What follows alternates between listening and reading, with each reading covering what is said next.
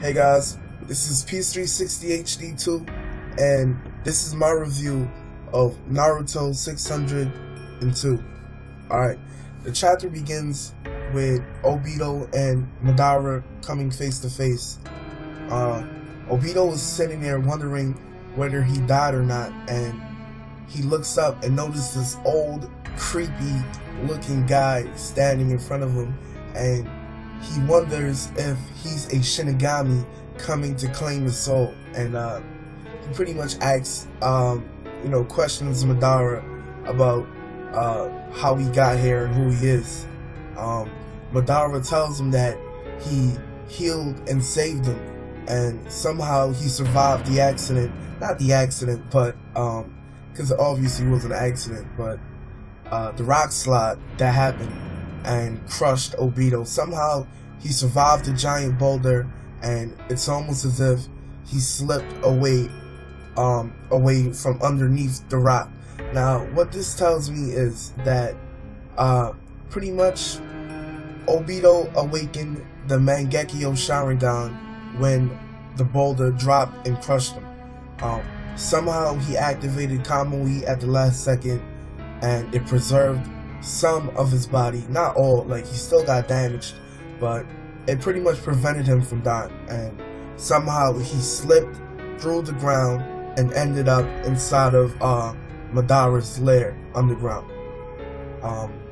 Madara pretty much tells him that since he saved him, he's in debt to him, and he's gonna need some favors from him. Obito is like not trying to hear anything like that, and he pretty much wants to go back to Konoha. He's thinking about Kakashi, he's thinking about Rin, he's thinking about the war, and pretty much it just seems like he's still Obito. Like, he still wants to go back to the village. So that's a little weird. I want to see how they clear that up, because I honestly thought that it would be a little more instant. Like, I thought once the whole dramatic thing happened to Obito, he would have immediately went sour. Like, he would have been like vengeful or mad that he died, or like, at least upset. But I guess in that way he's sort of like Naruto, because they always see the bright side, even though when it's very dark. Obviously not anymore. Anyway, back to the review. Madara goes on this long rant about how the world is this, and there's always going to be winners and losers, and pretty much the whole eye of the Suki, pretty much the whole rant that Toby went on when he was talking to, I think, the Kages. Yeah, when he was talking to the Kages. It's pretty much that whole take over the world rant. Pretty much they're unhappy with their existence, or the existence of the ninja world and how things currently are in the world, so they want to change it. After his long, evil, crazy ass rant, Obito says he wants to leave again. Madara pulls out, he starts walking toward this chair, right? And they turn around to the back, and they reveal like these long tubes hanging out of Madara's back, and it's like leading all the way back, all the way across the room to like some statue or something. He sits down in this this boss ass Hashirama plant chair. I never seen a chair that looks like that. It's like a big flower, like spikes coming out of it.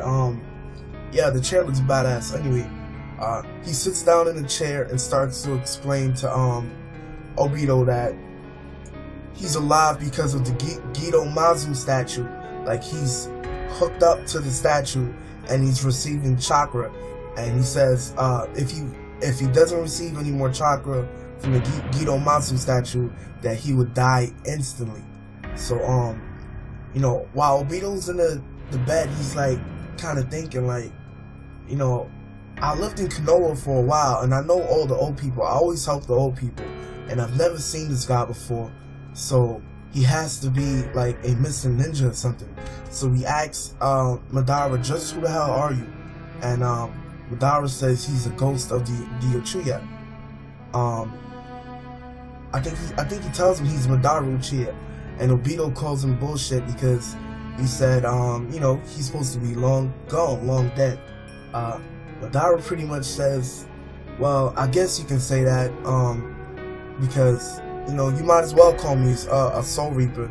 It would be easier for you to believe that I'm a Soul Reaper rather than me being Madara Uchiha.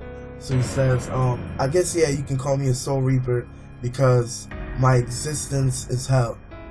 So, I mean, if you think about it, if he's been down there for that long, trapped and can't move for how much plus years after he lost the Hashirama, I can see why Madara is so angry, so bitter, and so fucking evil. Like, anybody would be fucking evil if you couldn't leave this cave and you're hooked up to some freaking machine and you can't go anywhere.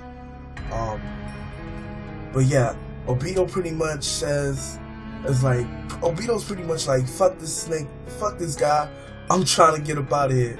So he tries to roll off the bed and he hits the floor, and he can't move because he's still healing from the accident. Not the accident. He's still healing from the rock slide.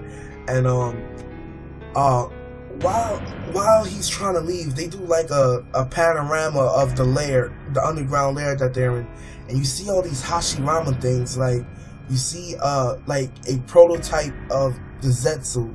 Like, they have a couple like different looking Zetsu type plant looking things hanging from the ceiling. I think that's pretty interesting too. And one of them had like a spiral face, like it kind of looked like Toby's mask. So that could be like, maybe Toby made his mask out of the Hashirama DNA, the Zetsu DNA or whatever.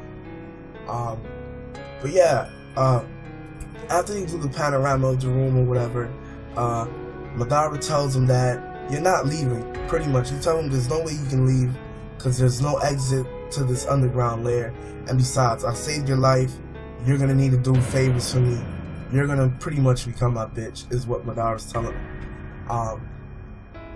He tells Obito, plus, if you want to leave that bad, I'll be glad to take your Sharingan because I need a pair. Because he reveals that he only has one Sharingan, and that he gave away his real eyes to Nagato. So that's pretty interesting. I know a lot of people were wondering, like, the whole, if he really gave Nagato his eyes, or if Toby was just talking bullshit. So it's good to see that get confirmed. Madara did give Nagato his running gun or Sharingan or whatever you want to call it. So yeah, he pulls back his hair and he's missing an eye. That's pretty like, I don't know, man. Just Madara. I used to think Orochimaru was a creep, but with this chapter, I think Madara is the official creep of the weirdest, nastiest people in this manga. Pretty much the chapter ends with Obito really like trying to get the fuck out of there. Like, you can see that he's like, man, I got to get back to Konoha. Like, fuck this old creepy guy, he's trying to try to rape me. So yeah, the chapter ends with Obito yelling, I'm alive, and it looks like he's trying to get away. So I think it was a pretty good chapter.